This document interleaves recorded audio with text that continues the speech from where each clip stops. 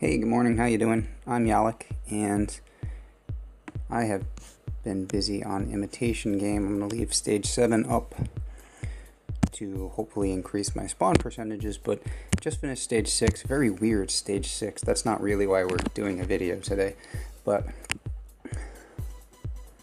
we'll get to that in a minute. Yeah, look at this. Stage 6. Shield, Blaster, 5 ice. 6 ice.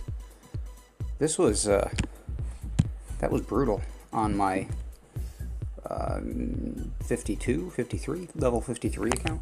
That took 2 hits, and I will probably finish stage 7 later when I boost, because yeah, that's a really rough imitation game. Having the shields were introduced into that a while back. We don't always see them, but having those shield when they do come into play, man, that makes it way more of a challenge, which I guess is the point. Anyway, I have never seen this. This fellow, obviously a tank user, this fellow has 2 offensive statues and everything else is ice. 1, 2, 3, 4, 5, and 6, and 7, and 8. That would be 1, 2, 3 health and 5 damage. So this should be interesting. But first of all, I want to obviously try to beat the guy. But second of all, what I wanted to do is I wanted to make a video about smoking RZCM and or HRZCM, because, well, to be honest, I had hoped a better player than myself would make this video, but I haven't seen it, so I figure I might as well cover it. So what we're going to do here, first off, I'm going to ignore the shield entirely. Don't like going over there. Going to ignore this shock launcher. Going to go left. Hopefully going left, I'll be able to get at least some of my troops back to about where this wood storage is, where everything, all of these things here will have to be removed. But in theory, I should be out of range of this shock launcher, at least with some girls, and hopefully I can sit there and burn on this HQ. Let's see. Removing the 2 rocket launchers, that would be inaccessible then, and we'll see how much GBE this takes, although when I first saw that I was expecting major health, and I mean, he does have high health on these things, but not as much as I would have thought. The damage, though, this should be for real. Don't know how this will go. He is helping me out a little bit here by having these economy buildings touching this rocket. I know I've said this before, but I never recommend. Yeah, you don't want to touch all of your towers, but in particular, I mean, most of his towers are not touching, but in particular, your sort of high value towers, your boom cannons, which are going to help protect you against T-Meds, your rocket launchers, which are going to help against Zookas and RZCM and stuff like that, and your shock launchers, which are going to help against everything. Those in particular would be the towers that I would not have touching things.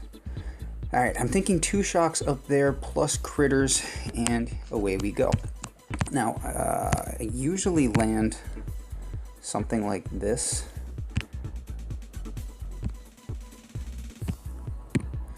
So the Zookas first, and then we'll throw the rifles out there, and the medics, and we'll get in this case, we'll probably have the Cryoneers out front. Now, I'm going to do a grouping flare somewhere, and so if people don't get too spread out, I'm going to do a short or midway flare, and you'll notice that I let the rocket fire on the front of my troops.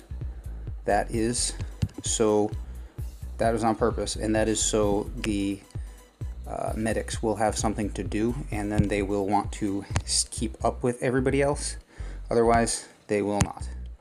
They will hang back and not end up being able to help much.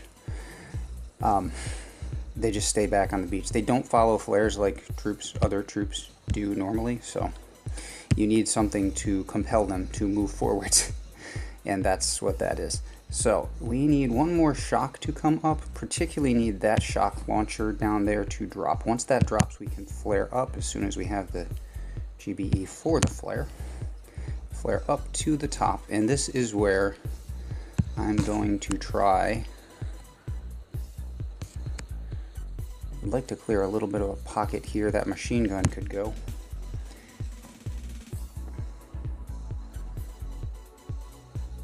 Head kit.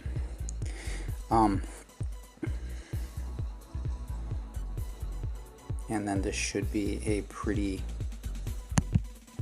it's a foregone conclusion.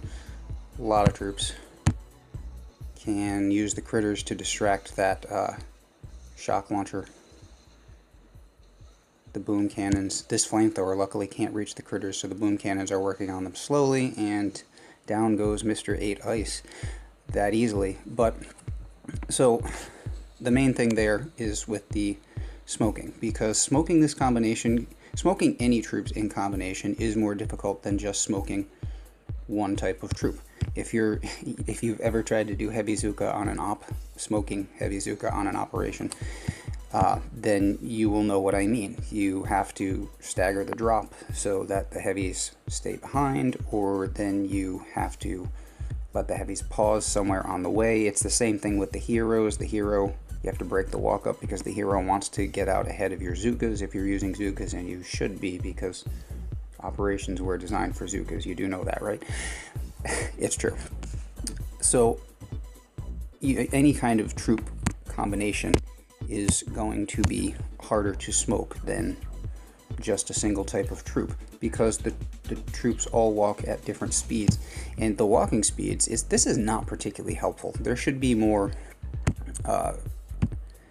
variation, I think, in the descriptions for troop types, because heavy is described as having moderate speed. Of course, Zukas are slow. Of course, warriors are fast, but heavy is described as moderate, and rifle is described as moderate, and cryo is also described as moderate, but they all walk at different rates. I have seen somewhere a ZMOT video where the troops are actually ranked in order of speed. The cryoneers are the fastest thing in the game after the warriors, but their speed is called moderate, not moderate fast, or so, you know, I just feel like the descriptions are not helpful in that regard.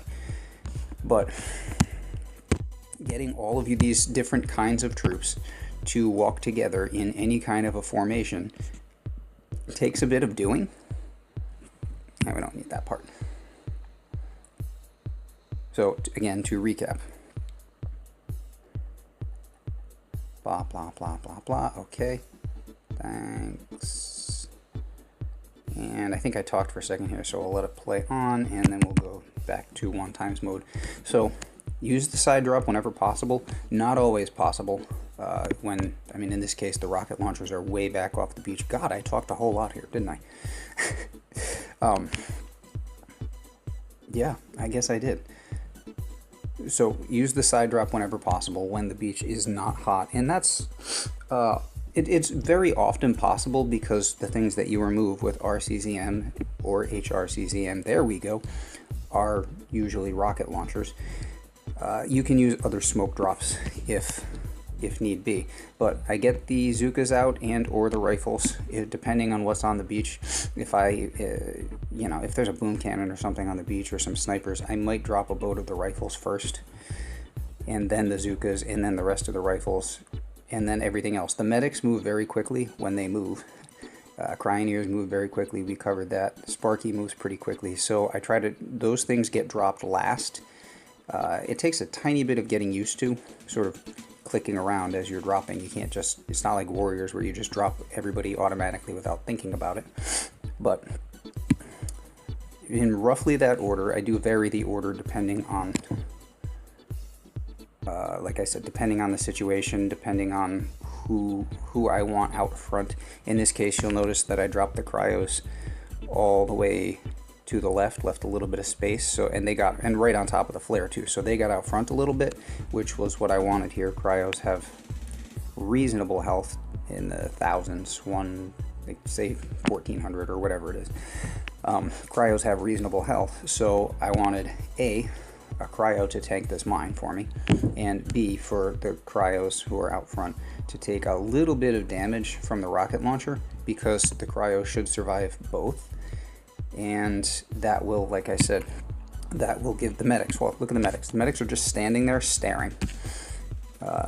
It makes me, well, I want to describe that using colorful terms, but I also want this video to be seen by people, so I will keep my colorful terms to myself. However, they are all just standing in a circle and looking at each other, and you can use your imagination on that one. The medics are stupid. Troops are stupid, but medics are the stupidest of the troops. But unfortunately necessary. So getting them to follow the group here is part of the trick. And then also keeping the group in some kind of a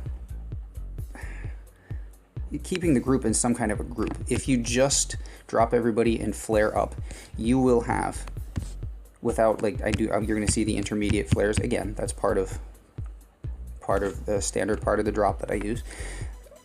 If you don't do that, if you just flared from the beach straight up to here, my parking spot by that tree, you will have rifles and cryos up here, and you will have Zookas all the way back here. Your troops will be stretched out, no word of a lie, from the iron storage there all the way back to this golden trophy down here. That's not good, because then your smokes are going to be expiring at the back of your formation down here, and you'll be losing troops. And guess which troops you'll be losing? You will be losing the Zookas, who are, of course, the slowest of all the troops. Are they slower than tanks? I don't know. Anyway, I don't use tanks, so that doesn't factor into this video or my strategy pretty much ever. You would be losing the Zookas at the back of your formation as your line drags out. You don't want that, because the Zookas are your damage potential in this formation. So we use a flare. I try to pick a point where they're all going to be sort of in a triangle, and I flare to the top of the beach, or maybe a little bit higher, and then that pulls everybody into a group that you can then smoke the width of a smoke. So you see we're taking our damage. There's that midway flare. Lost a few troops at the front of the formation to that mine, but it was rifles, so we don't really care about rifles. Rifles are fodder. They do provide some damage here, but... And then that's it. You get your troops in the place where you want them, and I did that little seesaw flaring thing just to get the Zookas placed more to the back of the formation and the rifles more to the front, but didn't have time for a full regroup there. But that's it. I mean, from here we're not interested in watching the rest of that. That's how you smoke your RCZM and HRCZM to wherever you want to go in somebody's base, and that is a very, very powerful tool. I didn't have any need to boost up yesterday. My task force finished an operation without contribution from me. Good for them. Good job, guys. So I was not. It's always a question. Sorry, adjusting. Always a question of what's going to appear on my map. If that guy had been 8-8 instead of 8-2 with his statues, who knows? That might have been different. But I mean, I do get some of those players 7-7, 6-6, 5-5s on my map, and in some cases I do absolutely have to boost to beat those players. But for the last few days, since I haven't had to boost, I've had zero problem clearing map using this strategy, primarily this and warriors, and with the RCZM, just finding a good spot in somebody's base and getting there. If you the hardest part about this troop type is getting there. This is not going to be a smoky hit. Will be RCZM, but not going to smoke. In this case, yes, this one I think was going to be a smoky hit. I'm not going to do it because we're coming up on 15 minutes here, but yeah, here again is a case. Going to use the RCZM, want to go left into the trees. Was having this discussion on Reddit yesterday. People think that those trees are a problem and a distraction. They are not. I mean, I'm growing trees on my base, but I'm trying to grow them sort of all over, and that I think does provide a bit of a visual distraction. But just this you know, this forest that people tend to have on the left-hand side of their base. It's always the left-hand side of their base. Is really no problem for me, but I guess some people find it or think it to be helpful. So we're going to go up through there, take a nice little walk through the forest.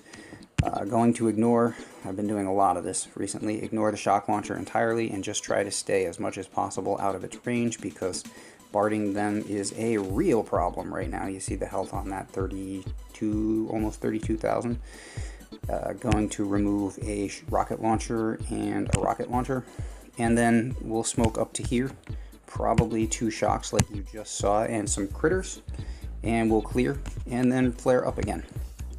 The smoking down here will be almost exactly the same. I might throw some critters ahead to clear those mines, or maybe I'll just bring a boat of heavy and let the heavies get out front instead of cryoneers this time. Let the heavies get out front to tank some of those mines for me. Never know. But anyway, it's pretty similar to the hit that you just saw, much easier. And if you can get yourself to, you know, you find your nice spot in a base, that's your leverage. You can beat so many players and so many kinds of bases that way. It becomes a bit repetitive, honestly. Not that I don't love it, because, you know, making things go boom just never ceases to amuse me. But anyway, we're at 15 minutes and I'm gonna wrap this up. Like I said, I do wish a better player than myself had thought fit to show the world how to do this, but gee, I guess it falls to me. So that's what I've got for you today. You know, thumbs up and all that, and I'll catch you later.